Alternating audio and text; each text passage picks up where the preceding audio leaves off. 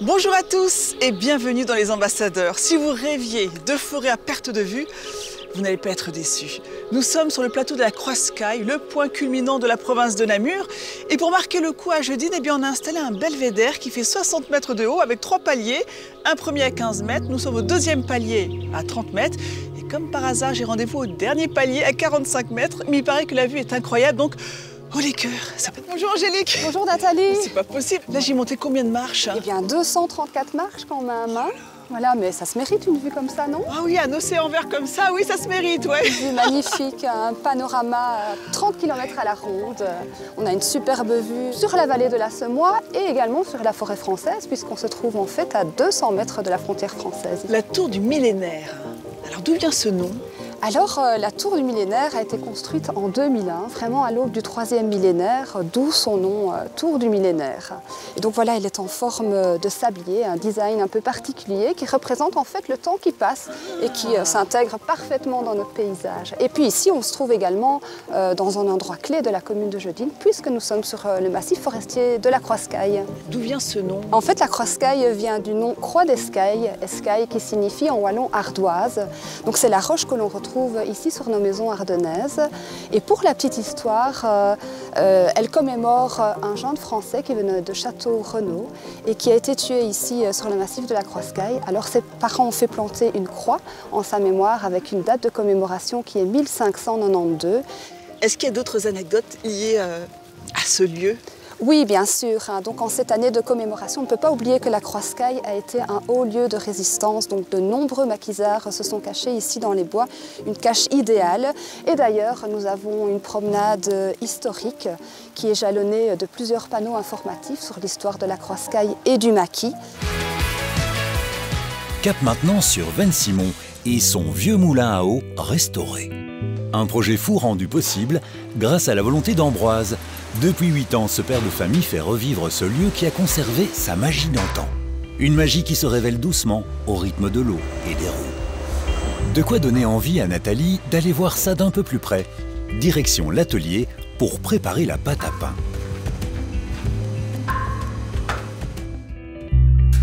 Ça sent bon ici. Bonjour Ambroise. Bonjour Nathalie. Bonjour Simon.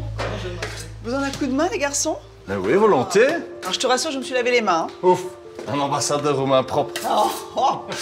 Mais alors, où est-ce que tu as appris ça, toi? Je suis juriste de formation, et donc le droit mène à tout, y compris dans une boulangerie et dans un moulin. Donc tu as changé de vie à quel âge? J'ai changé de vie à 33 ans. C'est généralement L'âge du Christ. l'âge où il se passe quelque chose. Qu'est-ce qui fait qu'on quitte le métier de fiscaliste pour devenir boulanger? Ah, je pense que vous avez envie d'en découdre avec les métiers de l'artisanat, de mettre les mains dans le cambouis littéralement. Et puis je pense que le pain a cette vertu un peu, je ne veux pas dire thérapeutique, ça va vous dire que j'étais malade avant. Quels sont tes problèmes, Ambroise? Parle-nous. Non, mais... Et je pense que chaque jour, fin de journée, ou même avant, quand on sort les pains des fours, cet aspect... C'est concret, hein, pour toi. Être content de son travail et avoir les retours des clients qui sont ravis de remanger des pains. Et la farine, alors, elle vient d'où, hein? Alors, quand on a démarré le projet, on a vraiment voulu que la locomotive du projet soit un moulin, parce qu'on est dans un moulin ici à Vensimon.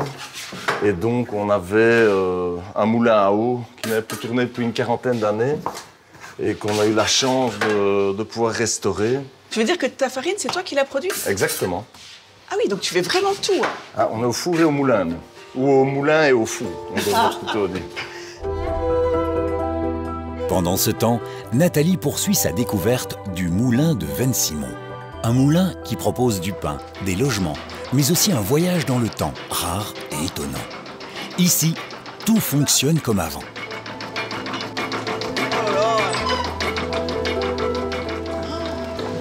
Oh là là. C'est une sacrée machine. C'est rien de le dire, Oh ouais. purée. Donc ça, c'est quoi? C'est l'épeautre, hein? C'est du grand épeautre, oui. Grand épeautre belge. Vraiment une spécialité locale. C'est vraiment la nature qui parle et ça, c'était un projet qui me tenait très à cœur. Et en quelques années, on y est. On va encore s'améliorer, mais on est déjà pas mal. Et c'est toi qui as tout mis ça en place? Parce que ce moulin, il date de quoi? Du 18e? Donc il a 3 siècles. Il a fonctionné pendant près de 200 ans, il a été à l'arrêt pendant 40 ans. Exactement. Et voilà qu'Ambroise arrive et il décide de remettre ce moulin en marche. Voilà, avec une équipe, certes, notons pas le mérite de tous les gens qui y travaillent, mais c'est vrai que ça fait 8 ans qu'on a fait retourner les meules ici. Et je pense que dans l'histoire de la meunerie, c'est assez exceptionnel que de voir des vieux moulins retourner aujourd'hui. Il n'y en a pas beaucoup en Belgique encore. Je pense que des meules de cette taille-là dans des moulins à eau, je pense qu'on les compte sur les doigts d'une main, même pas. Une main avec pas beaucoup de doigts. Mais où est-ce que tu as trouvé des meuniers pour t'aider dans cette aventure? Il a fallu que tu trouves les corps de métier. Oui, il en restait déjà 31 en Belgique et un peu moins de 200 en France. Et donc on a poussé des portes, on a été voir des vieux qui savaient et qui nous ont dit, ben voilà, normalement les moulins on les ferme, c'est vraiment la tendance depuis une centaine d'années. Et vous voulez en ouvrir un, vous êtes fous. D'abord c'est le premier constat qu'ils nous ont édicté, et puis ils ont dit, ok, on va pondre un dernier œuf avec vous et vous aider dans l'aventure pour relancer toute une meunerie. Parce que c'est non seulement un moulin à meules, mais une minoterie qu'on a relancée ici à Vensimon. Donc on a une meunerie artisanale et complète, et ça au niveau belge c'est unique.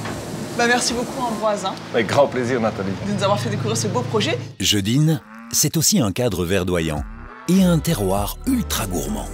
Pour s'en rendre compte, Nathalie s'est rendue dans le village de Rienne, au milieu des champs. Elle a ici rendez-vous avec Simon, un jeune agriculteur qui a repris en 2018 l'exploitation bovine de ses parents. Mais tu ne fais pas qu'élever des vaches. On a, avec mon meilleur copain Augustin, on a lancé en 2022 un projet de vignoble. Donc on a planté 2600 pieds en 2022 et puis on a achevé la parcelle dans les plus petites vignes qu'on voit là-bas en 2023. Donc ça fait 4400 pieds sur 1 hectare de terrain. Mais du coup, vous avez choisi quoi? Quel type de cépage vous avez décidé de planter? On est parti sur 3 cépages différents, donc du raisin blanc, du Johanniter, de l'Hélios et du Bronner. Et alors en 2023 qu'on a replanté, on a mis 200 pieds de pinot noir pour pouvoir faire une bulle rosée en fait. Mais l'idée c'est quoi? C'est de faire du pétillant? Voilà, donc c'est uniquement des bulles, un crément de Wallonie.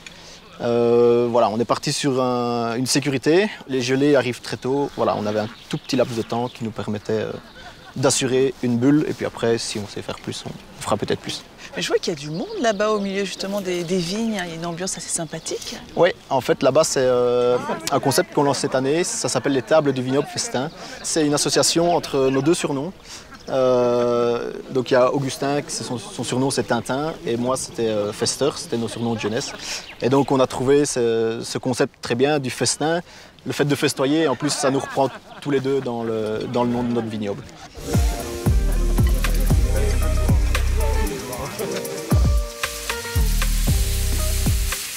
Bonjour Augustin. Bonjour. Non mais c'est le paradis de la viande ici. On essaie de faire marcher les producteurs locaux. Alors t'es qui exactement dans le tandem toi? Qu'est-ce que tu apportes? Donc moi dans le tandem je suis le côté restaurateur. T'as un restaurant gastronomique? Oui, qui s'appelle Le Primitif. Quand on est comme ça au milieu des champs, est-ce qu'on cuisine différemment? Est-ce que cette ambiance t'inspire peut-être d'autres recettes? D'autres recettes, oui, et d'autres techniques. On n'a pas d'électricité, donc on cuisine ici sur les planchas. Donc toujours pour appeler ce côté festif du barbecue. Il nous faut une bonne préparation en amont. Et puis après, il n'y a plus qu'à gérer un peu le feu et s'amuser. S'amuser. En même temps, il y a tout ici. Il y a de la viande, il y a du poisson, il y a des pommes de terre, il y a des saucisses, il y en a pour tout le monde là. Il y en a pour tout le monde et tout local. Tout ce qui est ici, c'est au maximum 5 km.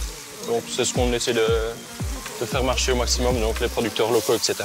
Bon, plus qu'à récupérer mon assiette et rejoindre les convives. Vous pouvez la charger, il n'y a pas de souci. Bon, le temps qu'Augustin me charge mon assiette de tout ce qu'il y a devant nous, ce que je vous propose, c'est de rester dans la nature. On vous emmène au cœur d'une réserve Natagora. À tout à l'heure.